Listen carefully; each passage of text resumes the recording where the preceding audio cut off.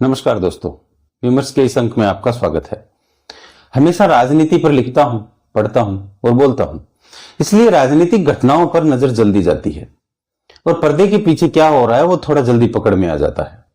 जब से यूपी की राजनीति में राम मंदिर चोरी का मुद्दा खड़ा हुआ, तब से कांग्रेस बहुत बेचैन थी और मैं ये कई बार लिख भी चुका हूं और अपने यूट्यूब पर भी इस पर कई वीडियो भी कर चुका हूं। कांग्रेस चाहती थी कि कुछ ऐसा हो जिससे या तो राम मंदिर का मुद्दा राष्ट्रीय स्तर पर आए और उसकी अगुवाई कांग्रेस करे, या फिर कोई ऐसा बड़ा मुद्दा आ जाए जो राम मंदिर के मुद्दे को छोटा कर दे और उस पर कांग्रेस राष्ट्रीय राजनीति कर सके। राहुल गांधी काफी दिन से छात्रों के मुद्दे को लेकर शहर शहर घूम रहे थे, लेकिन वो किक नहीं मिल रही थी। जनता में उसका वो प्रभाव नहीं हो रहा था जो होना चाहिए था। फिर आया cockroach party, Abhijeet group, Sonam Wangchuk, NEET का मुद्दा, धरना प्रदर्शन और भूख हड़ताल, और यहीं से शुरू होती है कांग्रेस की ललित कला। एक तरफ संसद का मानसून सत्र जहां राहुल गांधी एलओपी हैं, दूसरी तरफ सड़क से संसद तक कथित छात्र आंदोलन। कांग्रेस को और क्या चाहिए था? मुद्दे को हाईजैक किया, संसद के अंदर राहुल गांधी इस पर बोलेंगे और कहेंगे कि हम पिछले 4 महीनों से इस पर बोलते आए हैं। सड़क के बाहर कांग्रेस की यूथ विंग दिल्ली से लेकर देश के हर जिला मुख्यालय पर प्रदर्शन करेगी। हो गया मुद्दा हाईजैक। अगर भरोसा नहीं है तो जरा नजर उठाकर देखिए। आज से 4 दिन पहले तक पिछले 1 महीने से मेन स्ट्रीम मीडिया और सोशल मीडिया पर केवल एक ही मुद्दा था, राम मंदिर की चोरी। सुबह, दोपहर, शाम, रात, हर वक्त पूरा प्राइम टाइम सिर्फ राम मंदिर और उसकी चोरी। और जब यह खबर चलती थी तो फुटेज में अखिलेश यादव दिखाई देते थे। मुद्दा उन्होंने उठाया था, बयान उनके चल रहे थे। कांग्रेस पूरे परिदृश्य में कहीं थी ही नहीं। लेकिन पिछले 4 दिन से हर परिदृश्य में केवल कांग्रेस है। किसी भी न्यूज में न राम मंदिर का मुद्दा है, न उसकी फुटेज है, न अखिलेश यादव के बयान है। केवल सोनम वांगचुक, नीट का मुद्दा, राहुल गांधी, कांग्रेस और उसके जिला स्तर के प्रदर्शन। समझ में आई बात आपको? जंतर मंतर पर जो लड़ाई छिड़ी है, यह लड़ाई मोदी से नहीं है, यह लड़ाई विपक्ष में वर्चस्व की है। और निशाने पर 2027 के 7 राज्यों के विधानसभा चुनाव भी नहीं है। उन्हें तो विपक्ष कब का इग्नोर कर चुका है। विपक्ष समझ गया है कि उन चुनाव में उसके लिए अब कुछ नहीं है।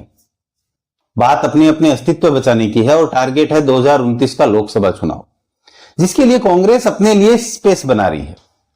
और एक बात बता देता हूं, यह धरना प्रदर्शन, प्रोटेस्ट और वांगचुक वाला मुद्दा भी कांग्रेस के हाथ में ज्यादा दिन रहने वाला नहीं है। क्योंकि जैसे ही मानसून सत्र शुरू होगा, पहले 2 दिन सरकार तेल और तेल की धार देखेगी।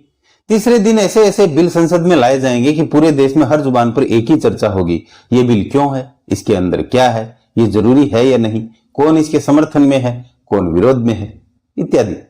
राजनीति में जो सरकार में बैठा होता है उसके लिए जनता में परसेप्शन बदलना बहुत छोटी बात होती है।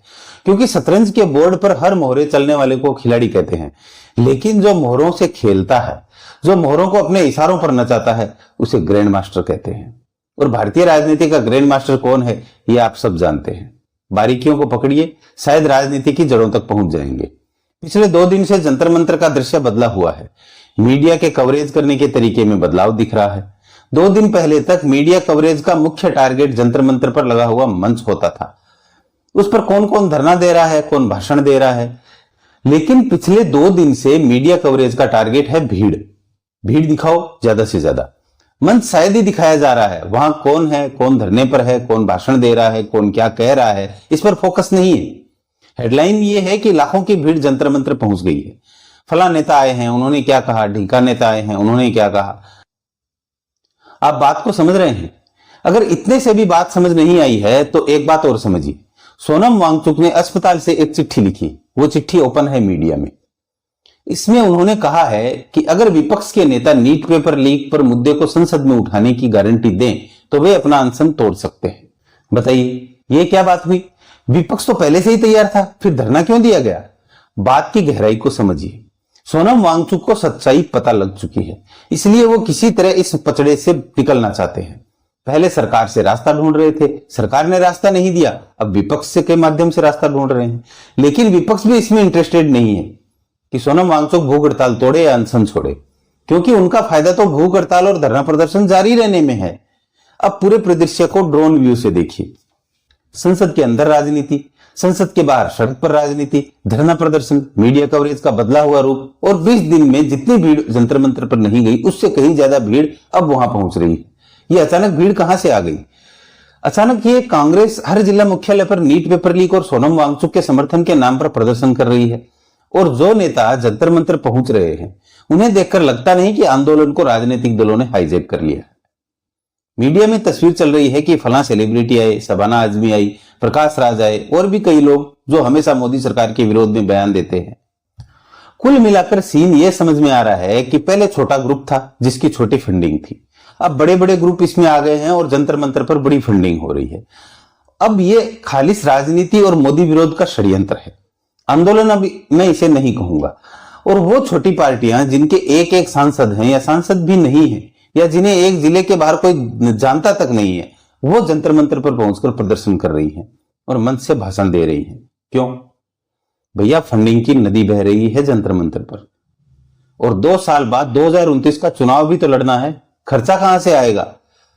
और अंत में आपसे एक खास बात कहता हूं, अपनी फेसबुक की टाइमलाइन को स्क्रॉल करते हुए ध्यान से देखिए। आपको न्यूज चैनल जैसे नाम और लोगो वाले सैकड़ों आईडी दिखाई देंगी।